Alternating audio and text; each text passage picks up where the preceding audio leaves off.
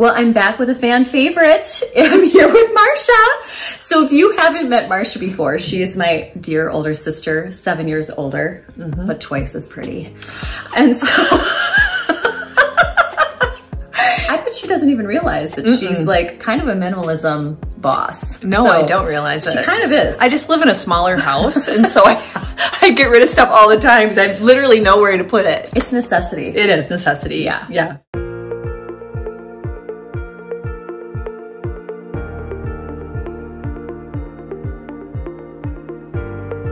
So we got this comment that was about journals, Bibles, and like generally personal writing. So it could be sermon notes, could be devotionals even. So I first just need to out myself that I like clearly have a problem.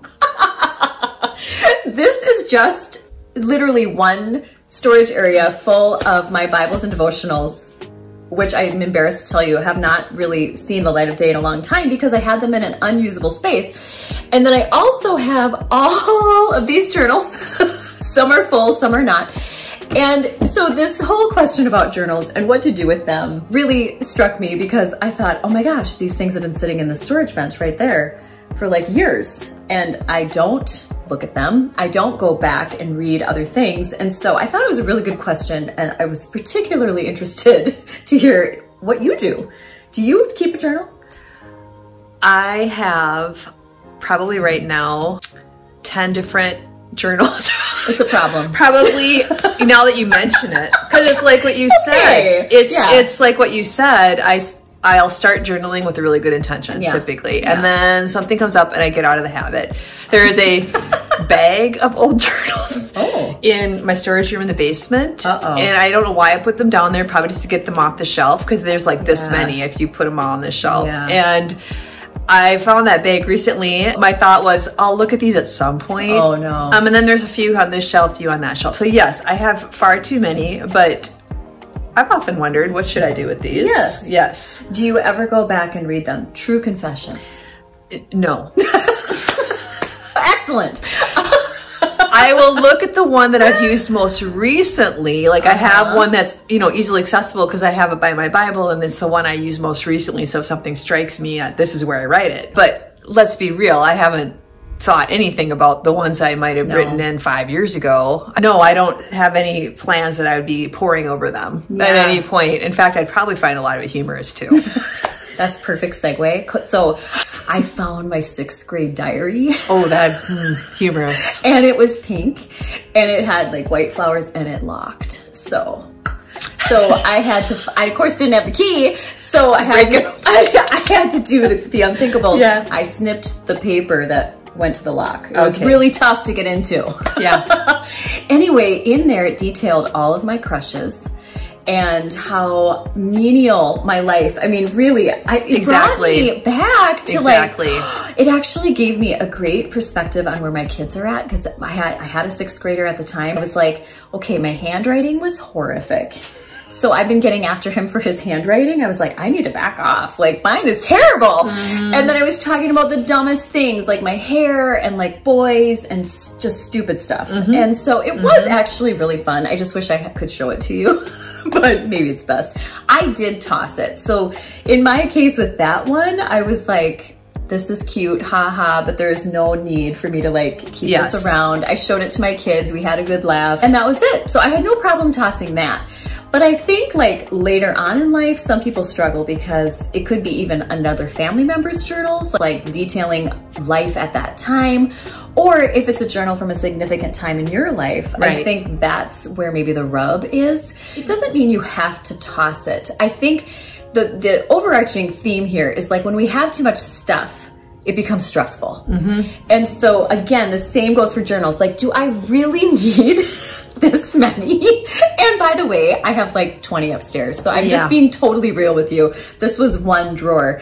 As I thought about it and kind of asked Jesus about it, what came to me was, what if we just said that the act of journaling is what it's about? Like, you know, we don't necessarily have to even go back to them, but the act of journaling is so reflective and so transforming. And what if we trusted that the things that we journaled about or even the notes that we took on the sermon became part of us? as we were journaling. Absolutely. It's part of our transformation, and Yes. we carry it with us. I have things in my heart and part of my being and things I say to clients that came from these books and these journals, but I don't ever go back to them because I've fully integrated those things into who I am today. Yeah, the value is in the process. Yeah, right. Journaling is about, for me, it's about processing my feelings. Sometimes I'll write out a prayer. Yeah. Because I'm otherwise maybe having trouble formulating it, or I'm too distracted or whatever. But by writing it, it just really helps me process through it. Yeah. Yeah, and I may go back and read that, but more likely than not, I won't. And it's more just about doing it. Yeah. And it's very cleansing. Yes, it's cathartic and it's therapeutic. I mean, I joke with my clients almost every time at the end of a session. I will say, okay, here's what I want you to reflect on this week. And I give them kind of a journal prompt or a reflection question to ponder before our next meeting so that we make that forward progress and it feels like we're actually taking steps. It's just part of, I think, an intentional life. And there are seasons when we do it more than others. And so total permission, if you're not a journaler, you just might find it helpful as you're processing through something. Like when our mom passed away, I think I did some journaling. You know, it's good to document some of those things because you're like, wow, that was really helpful to externalize what I was feeling inside onto a piece of paper. And I just don't see myself going back to it, especially if it's in a bin in my basement, which so or in often, a bag in your storage room like me. Right. Yes. Which so often these things end up in. So Yes. I think, you know, number one, anytime we have excess, it diminishes the value. So if you have found yourself in a place where you really do want to keep something, I think that's totally okay, but you have to have sort of a limit. Maybe it's just one bin or one basket. And then you got to really think about, where do I want to put this so that it gets used? What's the purpose? If I am keeping this, what am I doing with it? Am I literally going back and reading it? Am I taking a photo of some of the things that really stuck with me? And then maybe I'm making a graphic to keep in my phone or a quote that I really liked. How can I use the information that I wrote down? Or do I feel like I can totally bless and release it? But you got to give yourself a limit. I know for me too, I think one place I've gotten hung up, journals in particular, is they're very private and very personal.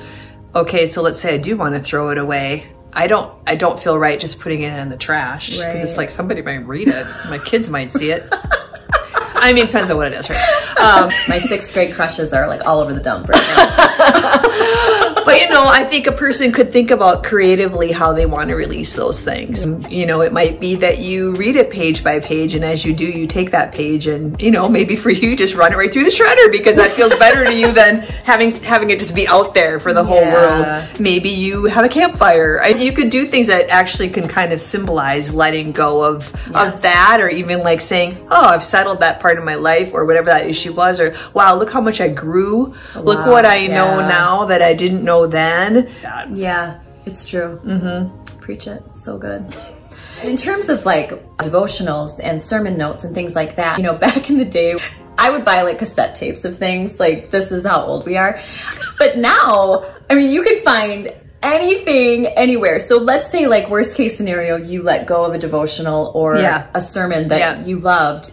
Chances are you can find it online. Yeah, true. That's a good point. You know, and so you don't have to maybe struggle too much with fear of regret because you can kind of undo it anytime. So I feel like those things, again, they become part of us, you know, as they impact our hearts and our spirit and everything, they change us. And there's Post-it notes, which love those. I can think of a couple sermons in my life that have been really, like, I still remember them, which tells me they were big. And then when I think about one of those sermons, I might think of one line that stuck with me because we're really not able to just internalize and remember whole segments. Well, I want that to become part of me or whatever. I want to be reminded of that. That's the kind of thing, literally, you can just put on a note and stick it to the mirror, because when you boil it down, it's those little things that we can really hold on to that can make the biggest difference. So those nuggets, I guess. You know, versus all these piles of books. When you really think about it, guilty. What you might remember out of those could probably be consolidated into about 3 Post-it notes. Totally. I mean, she's telling it true today. She's like, maybe one of those big Post-it notes. Mic drop. Yeah. Okay. I mean, it's true. It is true.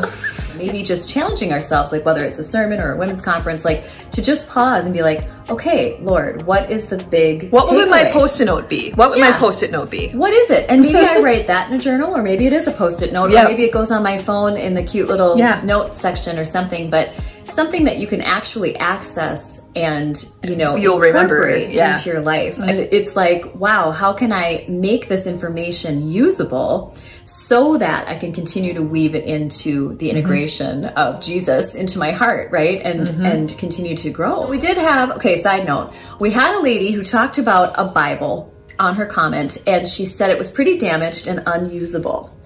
And she said, would you throw it away? That's when I reached out to Marcia. I was like, what should we say? Should I drag her into all of my exploits? What did I say? I remember saying something. I think you said it goes back to the purpose, like, is it usable?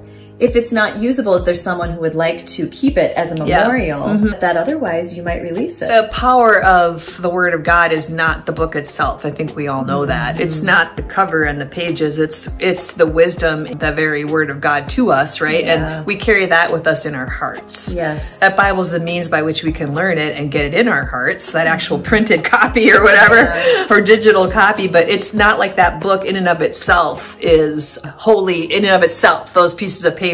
That's the means by which it's delivered into our hearts and our minds, but it's not something we have to feel we have to hang on to forever, like we're somehow sacrilegious by letting go of that actual copy. Yes, particularly if it's not readable. Exactly. Or, you know, in a condition that could be salvaged, you know. And what's cool is, like, even when we went through our mom's lower level, she had a Bible that was in German. It was covered in blue velvet. It was really, really cool, but it was in German. Not really usable to us. Neither of us are fluent. But anyway, we gave it to our niece, who is also, of course, our mom's granddaughter, and she wanted to keep it. She was excited about it, and she actually has now studied abroad in Germany. And she speaks German. And she speaks German really well. I don't know, but she could probably get something out of that. Exactly. Right. Yeah. So, like, to have a family member who actually wanted to keep the inventory and who would appreciate it was huge. Because we too were like, well, gosh, this is really special. You know, who might like this? You know, we weren't feeling especially connected to it. But sometimes there is somebody. So just to kind of pull your family members too, but, you know, total permission to also let it go, particularly if it's damaged and unreadable. Absolutely. Yeah. Well, gosh, thanks for all the hot tips, as usual. She's so fun.